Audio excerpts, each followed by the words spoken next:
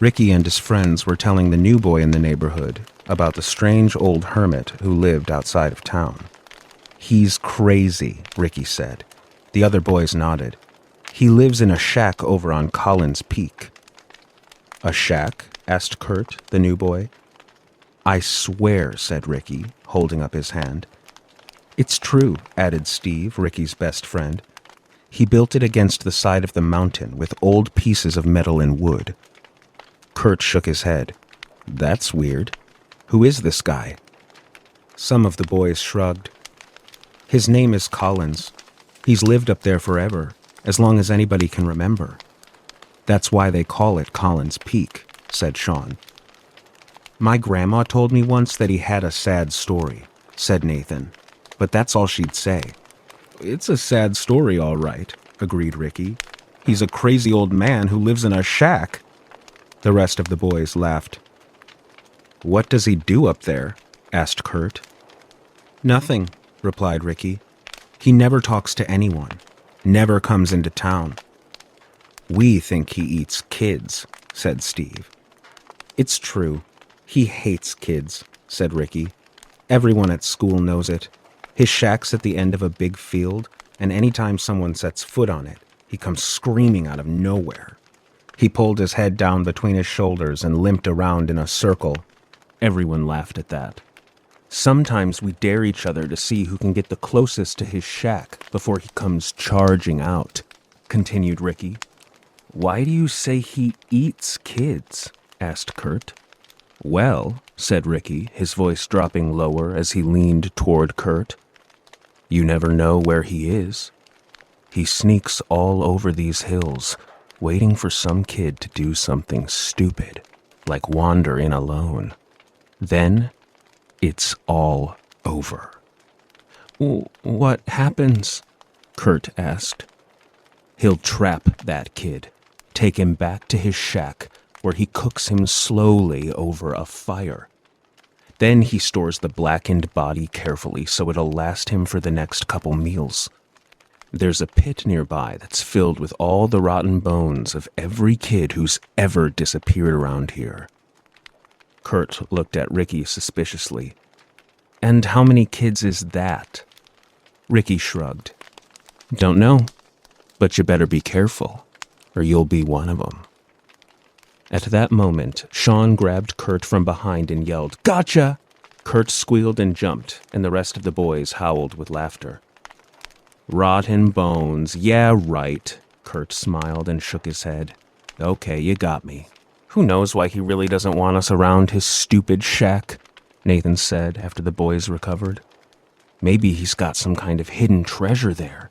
He's been living in the hills for ages. Who knows what he's found? Maybe it's some kind of gold mine." "Then why doesn't he spend a lot of money?" demanded Sean. "Maybe because he knows people would come up there and kick him out," guessed Steve. "Maybe he had a partner and killed him to keep the gold for himself," Kurt suggested. They spent the rest of the afternoon making up wild stories about the old man. That night, Kurt asked his parents if they had heard about the hermit. His father shook his head, but his mother nodded that she had heard something once. "Mrs. Beecham was telling me about him," she explained. "He used to live in town a long time ago. His wife died giving birth to their only son. Then a few years later, his son disappeared. Apparently, he went a little crazy after that. He built some kind of house up on Collins Peak, and he's lived there ever since." "I hadn't heard that," Kurt's father said. "Is he supposed to be dangerous?" Mrs. Beecham didn't think so. She said he'd lived down there longer than most of the people have in this town. He's never hurt anybody. "Ricky was telling me that he hates kids and chases them away whenever they come near his shack," said Kurt. His father laughed. "I can see it now. Some poor old guy living up in the hills. He must be target for every kid within 100 miles. He turned to Kurt. "I'm sure Ricky is right. This guy has probably been pestered by kids ever since he moved there. Why don't you just leave him in peace, okay?" Kurt shrugged. "Sure, Dad." He bent over his plate and paid close attention to his dinner. The next day, he couldn't wait to talk to his new friends. They all met at Steve's house, and Kurt filled them in on what his mother had told him. "See," said Ricky, "that just proves it. He probably hates kids because he lost his son." "Let's show Kurt the shack," suggested Sean. "I don't know," Kurt said. "My dad said I should leave the old man alone. I think he feels sorry for him." "Don't worry," said Ricky. "We'll only go as far as the edge of the field. That way you can see what we're talking about." Kurt pretended to resist, but was soon heading out of town to Collins Peak with the rest of the boys. They walked to the end of Adler Road, which turned into a dirt trail winding its way into the foothills. Ricky led them to a point where the trail began to bend around the mountain.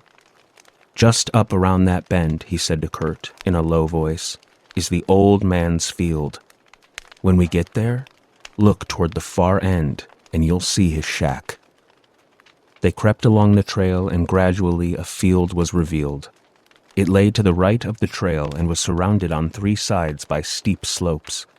It was about as big as a football field, and at the far end stood the hermit's shack.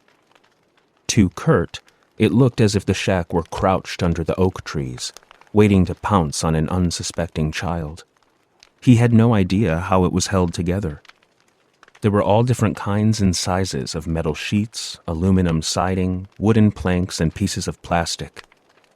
It was hunched up against the side of the mountain, as if any minute it would push against the hill so as to lunge forward all the better. "He lives there?" Kurt asked in disbelief. "That's right," said Ricky. "Nice place, huh?" Suddenly the door of the shack swung open, and the old man rushed out. Kurt figured he must be more than 100 years old. His body was thin, and his bones poked through the holes in his ragged clothes. He had long white hair that stuck straight out and a scraggly beard that hung down to his chest. He looked anxiously around the clearing. The boys shrunk back into the bushes, peeking through the branches. Kurt felt as if the old man were looking straight at him. But nothing happened. The hermit began coughing, and even from where they were, Kurt could hear that horrible gasping. Then the old man ducked back into his hut. Ricky motioned to the others and they backed away down the trail. Once out of sight of the field, they ran all the way back to Adler Road. Then they stumbled to a halt, their chests heaving. "See," said Nathan, "he is one strange-looking old man." "It sounded like he was about to die," Ricky said. They spent the rest of the day playing hide-and-seek in the overgrown weeds and bushes near the end of Adler Road. One morning, a few weeks later, Kurt was eating his breakfast when the doorbell rang. "I got it," he yelled, and ran to the front door. It was Sean. After letting him in, they went up to his room. "Guess what happened last night when Mr. Grafton was walking his dog?" "How should I know?" Kurt asked, lacing up his shoes. "What's going on?" "Mr. Grafton was walking that goofy German shepherd of his up around Adler Rove when the dog started going crazy. So Grafton lets the dog go and it runs over to some bushes and starts barking." "Yeah?" Kurt asked. He forgot about tying his other shoe. "What was it?" "The old man. He had some kind of heart attack or something. So Grafton got the police and an ambulance up there and they took the old man to the hospital." "Wow. How do you know all this?" asked Kurt. Sean practically did a dance. "My sister works at the hospital. She told us this morning at breakfast." "Is he dead?" "Nah, but you know what this means." "What?" asked Kurt. "It means," said Sean, becoming very serious, "that for the first time I can remember, the old man is not at his shack." Kurt realized what Sean was suggesting and started to protest. "Come on," Sean interrupted. "Ricky, Steve, and Nathan are going to meet us at Adler Road." Kurt stood up, chewing his lip while he thought. Sean watched. Then Kurt grinned and threw his arms in the air like a champion boxer. "Let's go."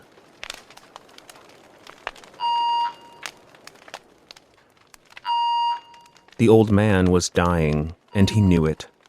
He opened his eyes and stared at the white walls of the hospital room.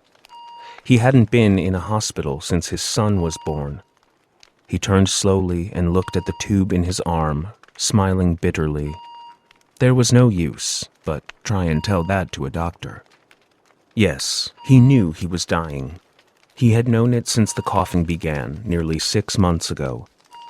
First, he thought he had a slight cold, or maybe bronchitis at the worst. But the cough never went away.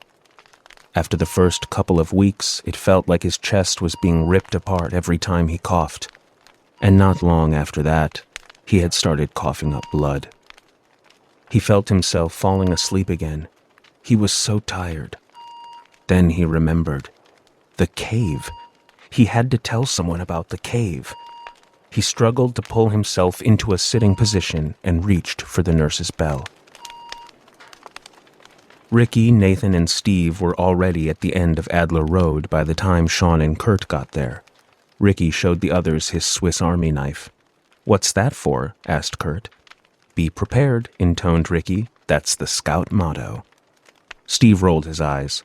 "Great. We'll call you if we need a fish scaled. Now let's get going." They started up the road. Soon they got to the trail that led up the foothills and to the old man's shack. With mounting excitement, they continued. The nurse ran into the room. "Mr. Collins," she said, pulling his fingers off the bell. "What's the matter?"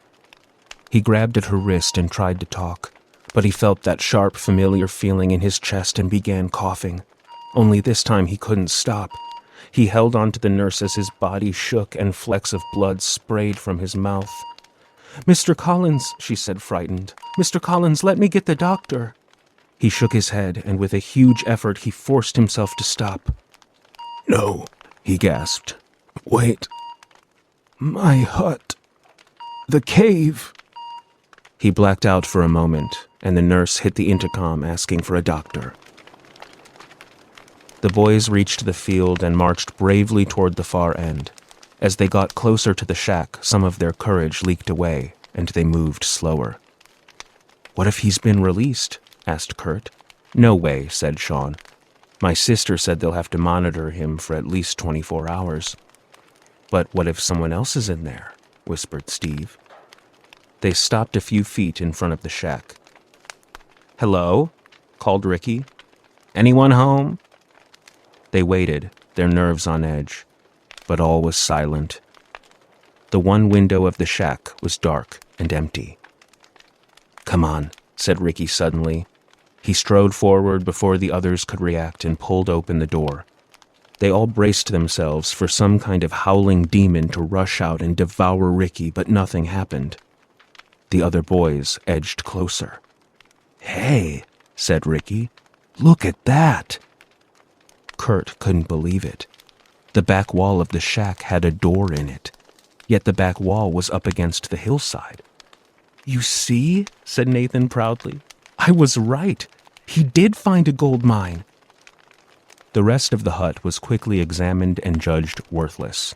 There was nothing in it but an old chest of drawers with some scraps of clothing, a small table and a bed. A bowl with some shriveled fruit sat on the table. Ricky positioned himself in front of the back door. It had a bar across it that could easily be lifted off. He looked at the other boys. "Ready, gentlemen?" Old Man Collins swung his mind out of the blackness. The nurse was there, explaining to the doctor why she called him. The doctor leaned over him.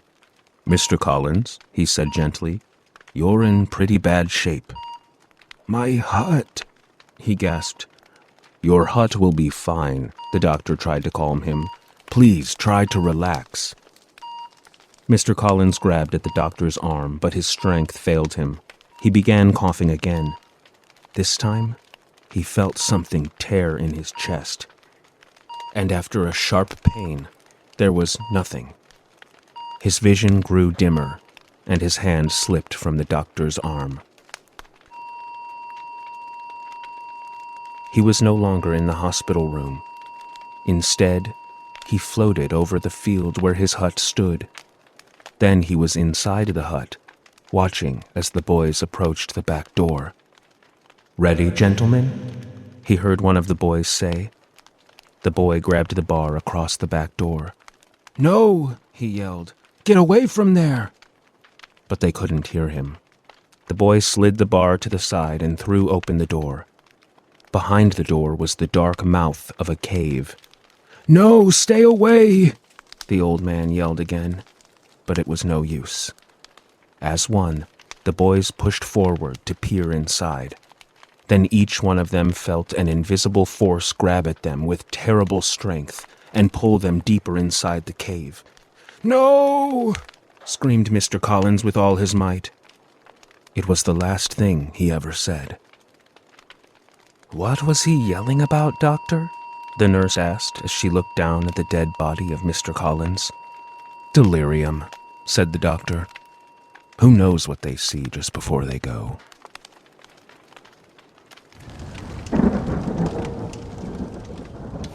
Amy's eyes wandered from her book to look out the high windows of the living room. Nothing was there, just snowflakes lightly falling through the sky. Still, Amy shivered. She felt uneasy and a little scared all alone in the Morgans' big house. Little Isabel, the baby, was sound asleep in her nursery upstairs. Amy almost wished the baby would wake back up. At least there would be human sounds in the house to keep her company. She tried to keep her attention on the history book she was reading. Her teacher had warned the class that there might be a quiz on Monday morning, but it was difficult to concentrate, and Amy's eyes kept wandering off the page to look out into the dark night. She must have gone into a daze, staring out the window at the lightly falling snowflakes, because suddenly, every muscle in her body jumped when she heard the sound of the front door opening.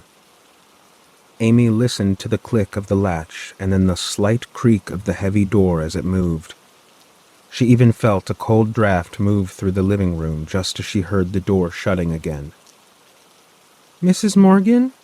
she called out in a frightened voice. "Mr. Morgan?" There was no answer.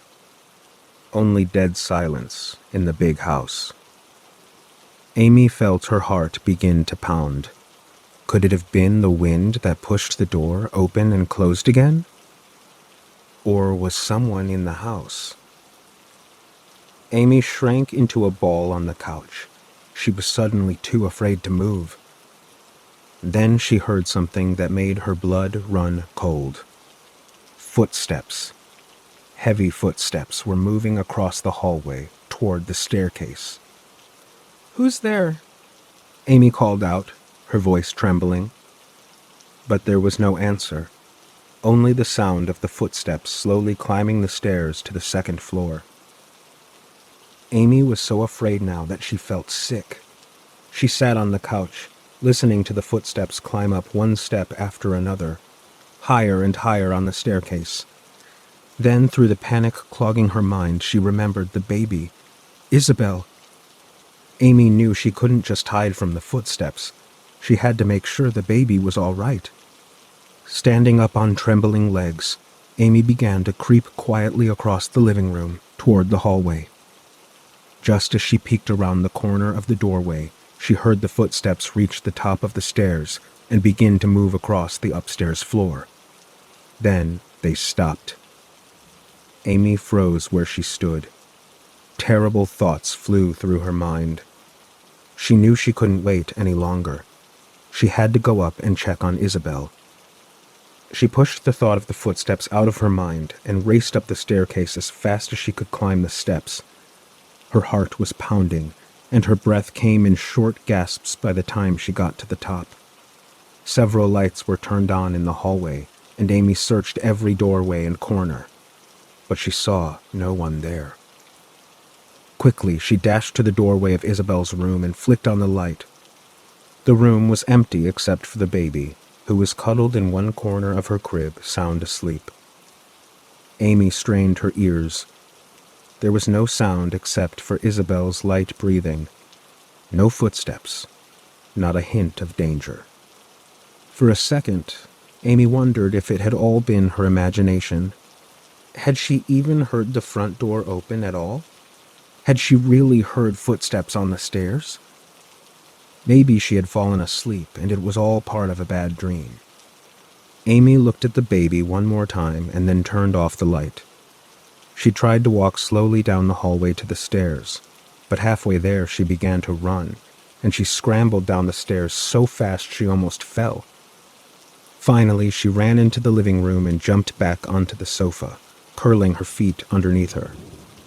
She felt as though she just had a terrible nightmare, but now it was over. With trembling hands, Amy picked up her book again, but a second later, she heard the sound of the footsteps. They were coming back down the stairs. Thump, thump, thump. Amy wanted to scream, but her throat had gone dry and tight. She listened to the footsteps get louder and louder as they came closer and closer to the hallway. In horror, she turned to look through the doorway to the staircase. The footsteps sounded as if they had just reached the bottom of the steps and were coming across the hallway toward her. But she could see nothing. Nothing at all. Amy fixed her eyes on that terrifying, empty space where the footsteps had stopped. Just at the doorway to the living room where she sat. For several agonizing moments, there was silence. Then the footsteps turned away and walked toward the front door. The door latch clicked, and once again, the solid wooden door swung open. Amy heard the heavy footsteps walk outside. Then the door shut, and the house was filled with silence. Slowly, Amy stood up and began to walk toward the front door. She walked over to the place at the doorway where the footsteps had waited. Then she went to the front door and slowly, carefully opened it. The snow was swirling down in big, thick flakes now. She looked down at the sidewalk. In the snow, she saw large, deep footprints walking away from the house.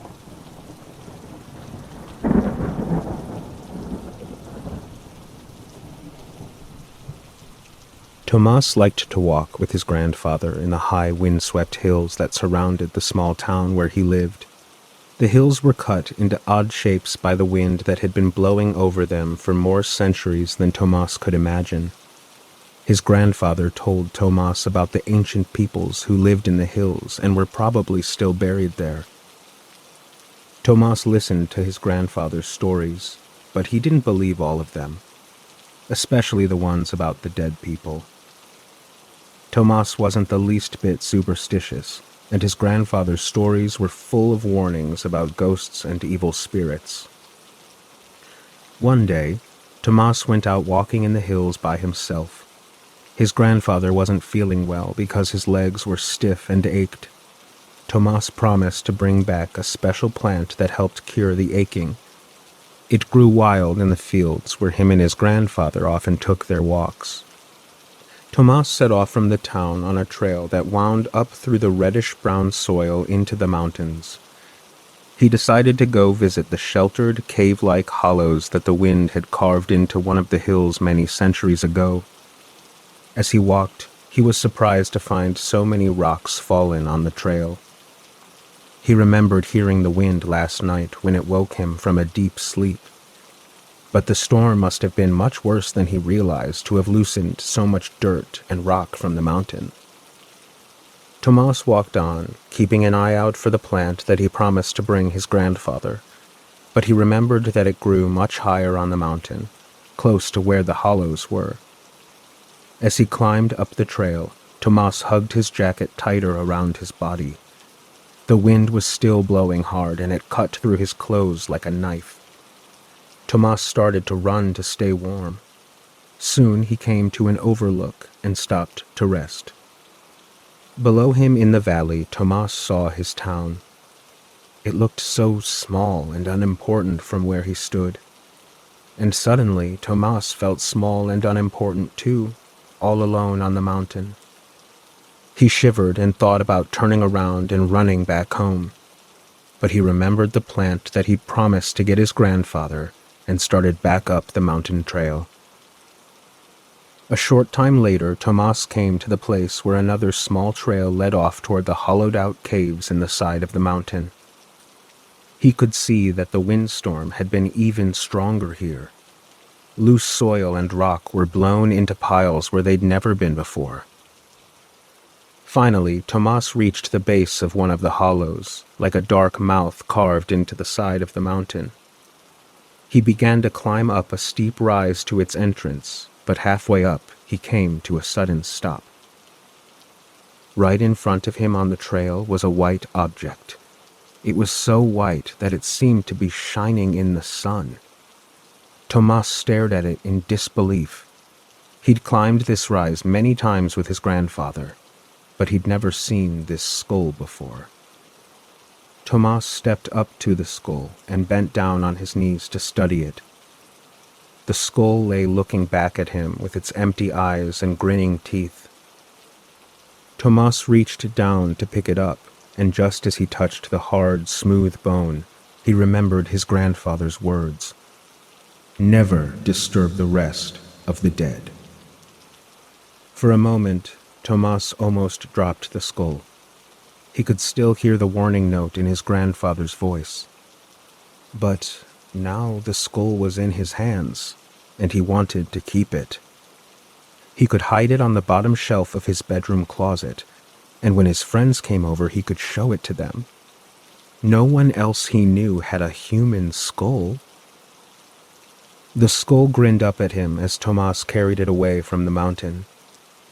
He knew that the rest of the skeleton had to be buried somewhere nearby, and the grave had been disturbed by the storm the night before. But now, the skull was his, and after all, whomever it belonged to was long, long dead. When Tomas came near his house, he pushed the skull under his jacket and hurried into his room to hide it. Then he came out to talk to his grandfather, who sat rocking in a chair by the big living room window. The moment he met his grandfather's eyes, he remembered the plant he had promised to bring. "I'm sorry, Grandpa. I forgot the plant, but I'll go back and get it if you want," Tomas stuttered, suddenly feeling as though everything he'd done was wrong. His grandfather told him it was too late for the day, but maybe tomorrow he could go back for the plant. Tomas agreed and then went back to his room. He looked again at the skull, grinning out at him from its hiding place. Suddenly, Tomas wished he had never brought it home. He threw a sweater over top of it and shut the closet door. That night, the wind began to howl again. Tomas went to bed early, after his parents had gone out and his grandfather started telling stories again. Tomas did not want to hear the stories, so he lied and said he didn't feel well.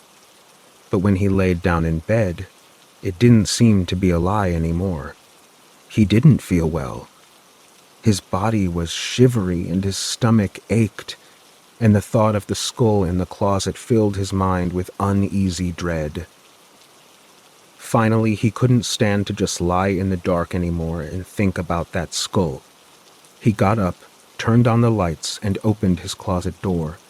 He picked up the sweater he'd thrown over it and saw the skull sitting there, just where he left it, still grinning at him, but now the grin seemed to have an evil edge to it. Tomas slammed the closet door and ran back to his bed, flicking off the light and covering his head with the blanket. After tossing and turning for more than an hour, he fell asleep at last. Tomas wasn't sure what woke him hours later in the middle of the night. Maybe it was the wind still howling outside, or maybe it was the aching feeling in his stomach. But whatever it was made him sit straight up in his bed. He sat there, feeling a shiver travel through his whole body from head to toe. Then he noticed the strange smell in the room, the smell of something old and dead. And as he sat there in the dark, shaking, Tomas heard a strange sound. It was the sound of things that were smooth and hard, clicking against each other. With trembling hands, Tomas reached over and turned on his light. Standing at the end of his bed was a headless skeleton, its long, bony arms reaching out, searching for something. Then, From inside his closet, Tomas heard a weird voice. "Give me back my bones. Give me back my bones." Tomas shrank down in the bed. He watched as the white skeleton moved around his room, grasping out with bony fingers. The legs stalked over to where he lay, and the cold, bony fingers touched his feet. And still from the closet came the voice. "Give me back my bones. Give me back my bones." Then the bony fingers of the skeleton moved up to Tomas's head and felt his eyes and nose and lips. Fear choked Tomas's voice as he lay there, unable to scream, waiting for the skeleton to take its revenge. But the voice from the closet called out even louder. "Give me back my bones." Suddenly, Tomas jumped from the bed and ran to the closet. He opened the door and reached down to pick up the cold white skull. Its hollow sockets looked up at him, and its grinning teeth began to move. "Give me back my bones." With shaking hands, he carried the skull to the skeleton and placed it on top of its neck. The skull turned its face to him and grinned once more. Then the skeleton walked out of Tomas's room. The next morning, Tomas woke with an awful headache. He rubbed his eyes in the morning sun and suddenly remembered the terrible dream he'd had. He jumped out of his bed and ran to the closet, and he searched and searched. But the grinning skull was gone.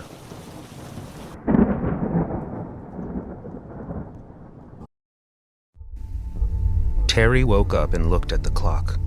"Oh no," he groaned. "Time to get up already." Then he remembered. There was no school today. He could lay back on his pillow and tried to figure out how he should feel about classes being canceled.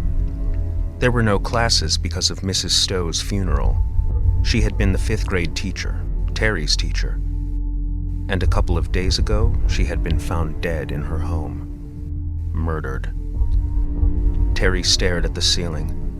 His ex-teacher had always seemed to pick on him, and they had developed a mutual dislike for each other over the year.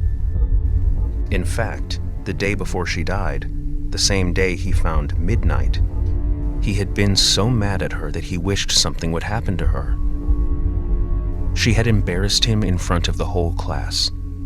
When she found out he hadn't done the homework assignment, she made him come up to the blackboard while she instructed him to write the assignment, as if he were a 2nd grader. He was so mad he had wanted to scream. When he heard something had happened to her, he felt guilty. He had never wished she would get murdered, that was for sure. A flying object landed on Terry's stomach. "Hey," he yelled. "Midnight, you stupid cat." Midnight looked up at Terry from her landing pad and began to purr. She had found Terry nearly a week ago. He had been walking home from school when out of nowhere Midnight appeared. She ran right up to him and started rubbing against his leg. He examined her and she looked pretty healthy, but there was no identifying collar. He played with her for a bit, and when he came home, she followed. He named her Midnight because her fur was the deepest, darkest black he had ever seen. His mother came into the room. "Don't forget we're going to Mrs. Stowe's funeral today, Terry." "Come on, Mom, how could I forget that?" His mother smiled. "You'd find a way. Now hurry up, Scott'll be here soon." Most of the 5th grade class was at the funeral. Terry made sure to stand with Scott, who was his best friend. "This is pretty weird," Scott whispered halfway through the ceremony. "I mean, who would have thought to kill Mrs. Stowe?" Terry nodded. "I know," he whispered back. "It's not like she was my favorite teacher or anything, but geez." Scott continued. "I heard she was hacked up into little pieces." "Who told you that?" Terry demanded. "Shh!" Terry's mother hushed him before he got the answer, and he turned forward. The minister gave a long speech about Mrs. Stowe's dedication to her students. He was followed by Mr. Keller, the school principal. Terry tried not to fidget, but he really wanted to know more about what Scott had said. After the funeral, the kids piled back into their parents' cars. Terry talked his mom into letting him and Scott walk back to the house together. "What did you mean when you said she got all hacked up?" Terry asked as soon as his mother was out of earshot. Ryan heard his dad talking about it. He said she was torn apart. It was possible, Terry thought. After all, Ryan's dad was a policeman. Do they have any idea who did it? Ryan says they don't have a clue. They reached Terry's house and spent the rest of the morning reading comic books. Scott had to go home at lunchtime to watch his little brother. Terry flipped on the television and sat on the couch. Soon, midnight came into the room and curled up against his leg. He wondered about Mrs. Stowe. How strong would a person have to be to actually tear a human body apart? He shivered. No matter how stupid she made him feel, he would never have wished that on her. No, that kind of punishment had to be reserved for people who really deserved it. Like Howard, the school bully. Terry grunted. All the kids hated Howard. He was the biggest kid in 6th grade and he beat up on everybody. Once he had sent Terry home with a cut lip, and Terry had been too frightened to tell his parents what had really happened. He told them he had fallen on the playground.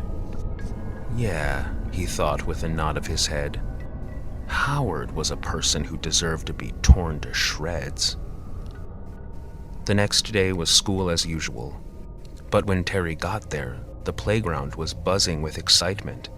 Scott ran over to him as soon as he saw him. "You're not going to believe this," Scott practically yelled. He had a wild look and his voice sounded shaky. "What?" "You know they think Mrs. Stowe was murdered?" Terry nodded. "Well, guess who the latest victim was?" Scott waited for effect, then practically shrieked. "Howard!" Terry felt a chill creep over his skin, as if some unseen hand were plucking at his arm hairs. "Howard?" he asked in a low voice. "Are you serious?" Scott nodded like his head would fall off. I know, I didn't believe it either. But he didn't show up for class this morning, and then Mr. Keller came by and made the announcement that Howard had been found dead." "Did he say how?" asked Terry in a daze. Scott frowned. Of course not. But by the end of school, word had filtered through the playground grapevine that Howard's throat had been slashed. Terry listened to each new detail with increasing panic. He had trouble concentrating during class and was almost surprised when the bell rang at the end of the day. Terry caught a ride home with Scott's mother, and when he got there, he practically ran inside. He slammed the door behind him and dove onto the couch. Was it possible? No, it couldn't be. He buried his head in his hands and tried to convince himself that he had nothing to do with Howard's or Mrs. Stowe's deaths. His mind was racing. He couldn't help thinking about a television movie he saw once, about a man who had trouble with his memory, and at the end of the movie, the man found out that during his blackouts he had been killing people. Is that what's happening to me? Terry wondered out loud. No, that was impossible. How could he have gotten to Mrs. Stowe's house? She lived on the other side of the town. And how could he have done what Ryan's father had said was done to her body? And as for Howard, sure, he had just been thinking that it was Howard's turn for some punishment, but there was no way he could have done anything about it. It had to be coincidence, Terry finally convinced himself. He felt a little better after that and went to his room to do his homework. The rest of the month passed uneventfully. Terry's mother left town to help with her sister, who was in the hospital. Terry slowly forgot about his suspicions that he was a deranged killer who unconsciously murdered everybody he didn't like. Instead, he started to think about Diane's birthday party at the end of the month. The entire 5th grade class was going, and it was shaping up to be the event of the semester. The Friday before the party, everyone was making plans to meet the next day. Terry got home and did his homework so he wouldn't have to worry about it over the weekend. Then, because his dad still hadn't come home, he made himself a sandwich to snack on. Midnight came strolling in, and Terry chased her around the kitchen. Then she darted into the living room and began racing around with Terry in hot pursuit. Suddenly, she tore down the hall, and when Terry jumped after her, he crashed against the corner of his dad's display case. He yelled and stumbled to the floor. Then his blood chilled as he heard the sounds of breaking glass. He slowly turned to look. The display case stood on 4 thin legs with 2 glass doors. Inside was his father's collection of old camera equipment. Now the case lay toppled over, and Terry knew with a sick feeling what he would find when he stood up. Sure enough, the glass doors had broken when the ancient projector had fallen against them. What Terry didn't know was whether or not he had ruined the cameras and projector as well. He cleaned up the mess as best he could and waited in agony until his father came home. His father noticed the damage the minute he walked in. "What happened here?" he asked in a disturbingly quiet voice. "I'm sorry, Dad. I was chasing Midnight and I tripped and fell against the case. It was an accident." His father didn't say anything right away, but walked over to inspect his collection. Then he turned to Terry. "You know better than that." Terry hung his head. That was the worst part. He did know he wasn't supposed to run around the living room. "Yes," he admitted. His father nodded and studied the shattered glass doors. "Well, I'm going to have to go and get some glass cut tomorrow. Then I'll see if I can rehang these doors.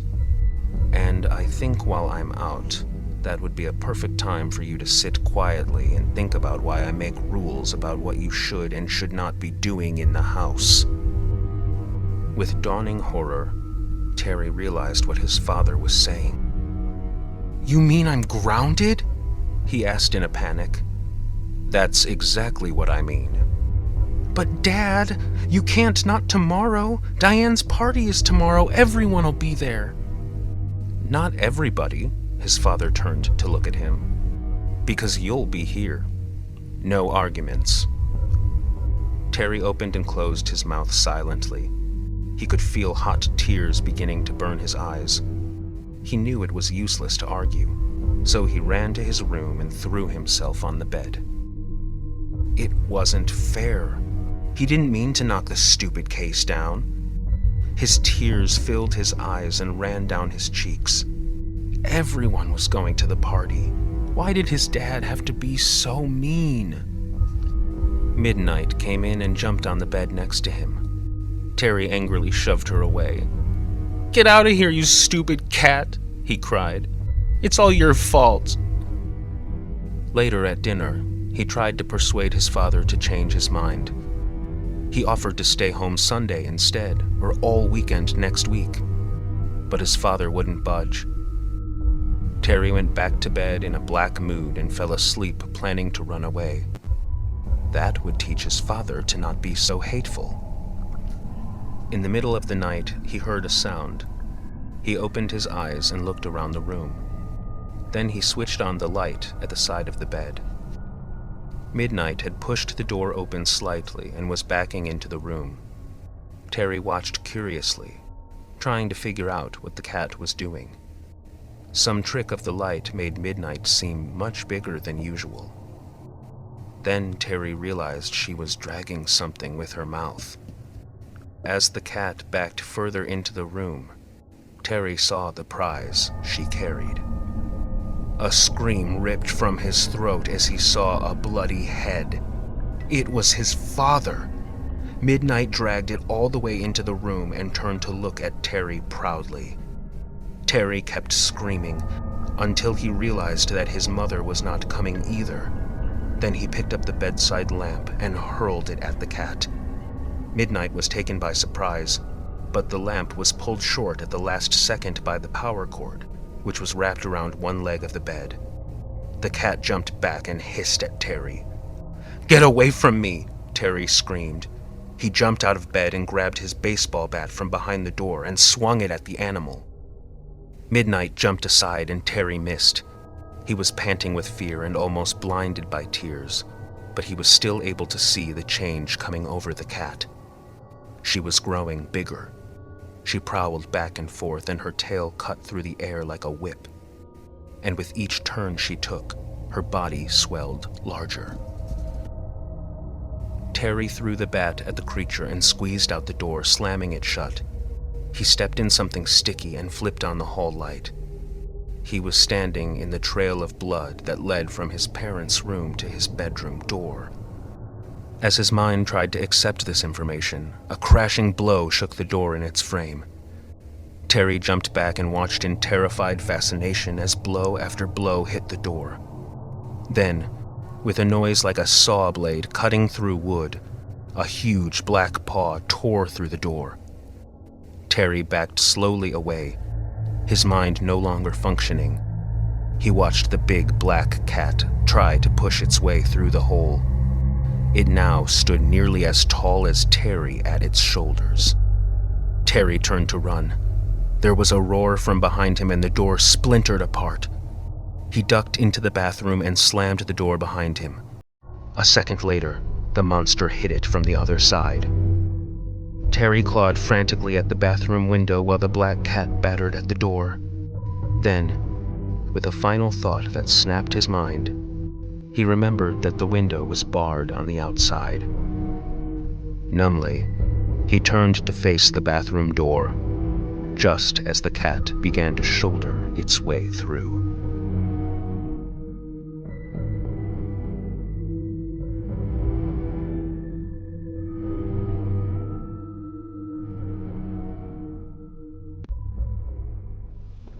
During the California gold rush of 1849, 3 men were holed up in a small cabin for the night.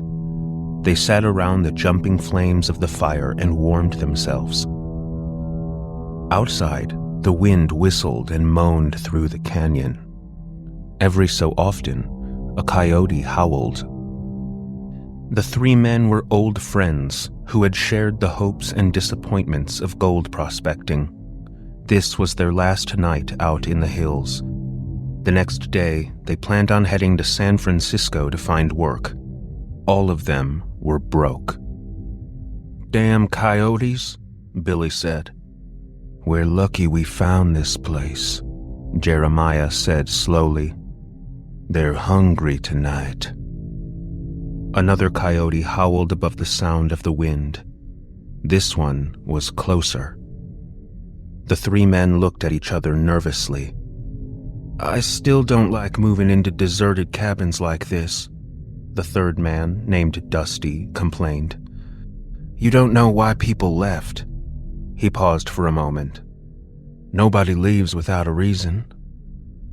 "Well, you can go out and sleep with the coyotes then, Dusty," Jeremiah said as he rolled out his sleeping bag. The fire was beginning to burn lower. The other 2 men rolled out their bags and settled down for the night. All was silent inside the cabin. Outside, the coyotes and the wind kept up their eerie symphony. Jeremiah woke from deep sleep with a start. He looked around, trying to remember where he was. The cabin, yes, the cabin, he thought drowsily. But what had woken him? He lay his head back down and shut his eyes. Then he heard it. The breathing. It was fast, excited breathing, coming in short gasps. He looked over to the fireplace where Billy was sprawled out, asleep. Jeremiah's blood froze at what he saw. A face, nothing but the hideous face of an old woman, was hovering over Billy's body. The short gasps of breathing were coming from the hag's face. Jeremiah could see the lips opening and closing with the breathing. "Billy!" he screamed. Billy shuddered in his sleep. Then he raised himself to his elbows and slowly opened his eyes. His face was only 2 inches from the face of the old hag. Jeremiah watched as his eyes widened in horror as he looked at it. The hag's face was old and wrinkled. The skin was blistered by the sun and disease. Hair stood out on her head like twisting snakes, and her eyes were full of hatred. Jeremiah could hear its panting breath come faster. Billy parted his lips in a scream. Then the hag breathed a long, deep breath into his lungs. As Billy's body slumped backwards, the face disappeared. "My God," Jeremiah said softly. He didn't believe in ghosts, and his mind couldn't make any sense of what he had just seen. But that didn't make any difference now. He kicked Dusty with his foot to wake him up. Then he ran over to check Billy, but Billy was dead. "We gotta get out of here, Dusty," Jeremiah said. "Billy's dead. There was a face, an old hag's face. I don't know, it was a ghost or something." Dusty was lying on his sleeping bag, eyeing Jeremiah suspiciously. "You cracking up, Jeremiah?" he asked. But Dusty didn't say any more, because he found out what Jeremiah meant. The face materialized out of the air in front of him. Once again, the cabin filled with the sound of the old hag's breathing. Dusty's face worked itself into an expression of horror. "Keep your mouth shut, Dusty," Jeremiah screamed in warning, but it was too late. Dusty's mouth opened wide in a scream. The hag's face breathed death into his body through its withered lips. Then it disappeared. Jeremiah backed against the cabin wall. He looked down at his 2 dead friends. A coyote pierced the silence with its hungry howl. Jeremiah ran for the door. A foot away from escape, the hag's face appeared before him. Jeremiah's legs stiffened with fright. His hand froze on the door latch. The old woman's eyes were looking into his. He could see the pattern of wrinkles and scars on her face. He could feel her panting breath and felt himself choking. His breath seemed stuck in his lungs. The face was coming nearer and nearer. He struggled to keep his mouth shut. He thought of Billy and Dusty. He jerked aside the door latch and threw the cabin door open, watching as the door swung right through the hag's face. She disappeared once again. Jeremiah grabbed the rifle by the door and ran down into the canyon. He ran until he felt his lungs would burst. His own hard breathing sounds haunted him. It sounded like the breathing of the old hag following him. He kept running until the night broke into daylight. Finally, he threw himself down, exhausted, on a flat rock.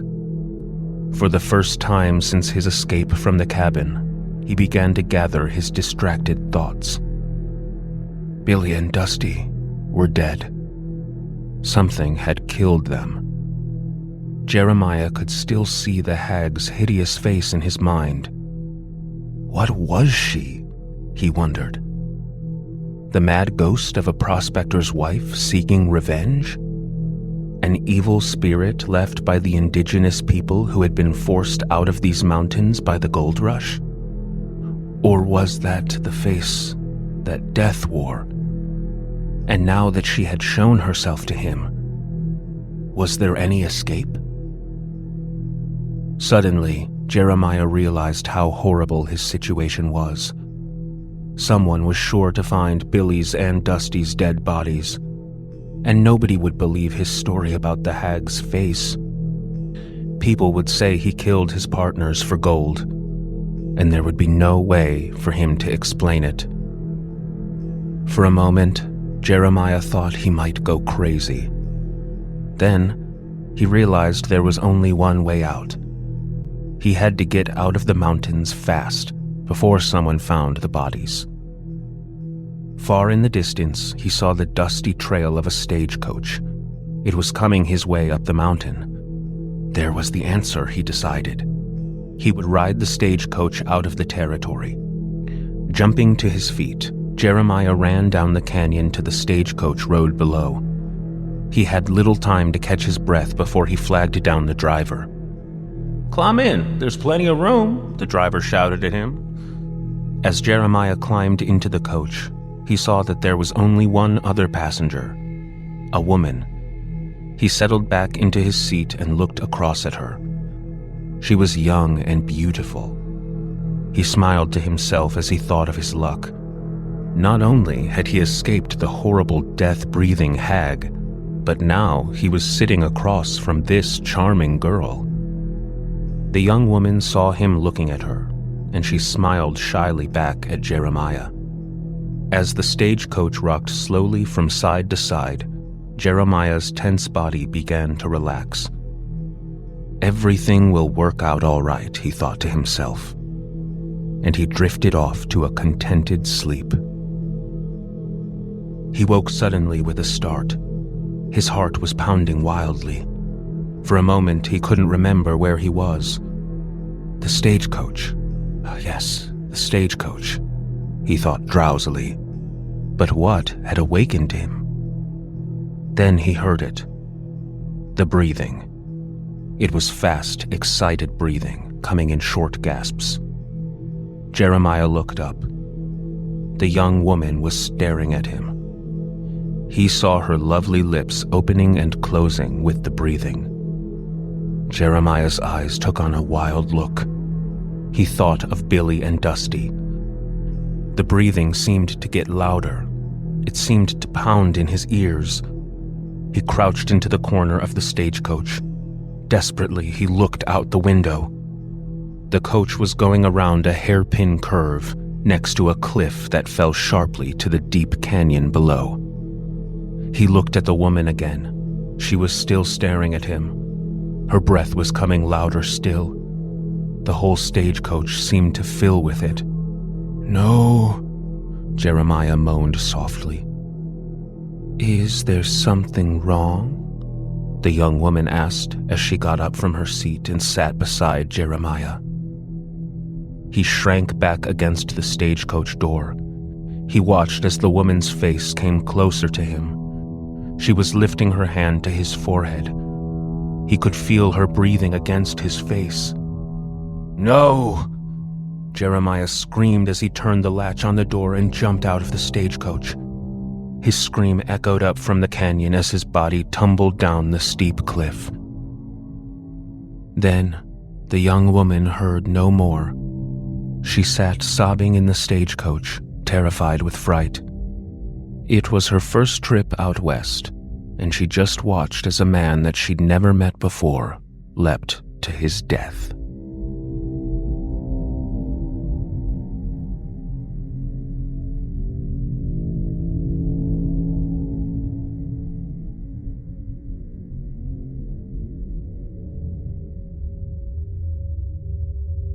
It was the night guard's first night of duty in the Egyptian rooms of the museum. He had been assigned to work in the Viking room for many months before this. He plopped his large body down on a hard bench by the wall. His bloodshot eyes surveyed the room. There were huge stone sculptures of lions with the heads of men, and wall paintings filled with strange symbols. There were jars, clothing, utensils, and, what interested him the most, mummies and coffins. "I should have myself a good time in here," he muttered to himself, and then he let out a cackling laugh. The guard had a good time in the Viking section of the museum as well. That was the reason for his transfer to the Egyptian wing. No one had been able to prove he had done it, of course, but he knew he was suspected. It was worth it, though. He had enjoyed scratching that word into the old Viking stone and putting that cigarette butt into the mouth of the fake Viking warrior. There were other things he had done too, things that they hadn't even caught yet. He hated museums, always had, ever since his mother had dragged him through them as a child, and he didn't like being a night guard in this museum. But what else could he do? It was the only job he could find. Anyway, at least he could make sure that he wouldn't get bored. The guard heaved his heavy body off the bench and began making a slow circuit around the long room. After a few steps, he stopped in front of a huge wall painting. It was filled with weird symbols and pictures of people with animal heads. A woman with the head of a bird, a man with the head of a cow, another man with the head of a fox. There was also a bird with the head of a man, and a monstrous thing with the head of an alligator. "Rubbish," the guard muttered. But he stooped to see the title of the picture on the wall plaque. "The Seal of Judgment," it read. Underneath the title were these words: "The Egyptians thought that when a man died, his soul went before judges, all seated in a great hall. The judges wanted a report on the way he had behaved while on earth. Then the man's heart was weighed on a scale against a feather, the symbol of truth and justice." This was to find out if the man had spoken the truth to the judges. If he had lied, he was immediately fed to the monster with a crocodile head. The guard finished reading the plaque on the wall. Then he looked at the picture again. The scale was there, a heart on one side and a feather on the other. And the monster with the crocodile head was waiting beside the scale. The guard took a few steps backwards from the wall painting, but he didn't take his eyes off the crocodile. It fascinated him. "Does it scare you?" The voice made every muscle in the guard's body jump.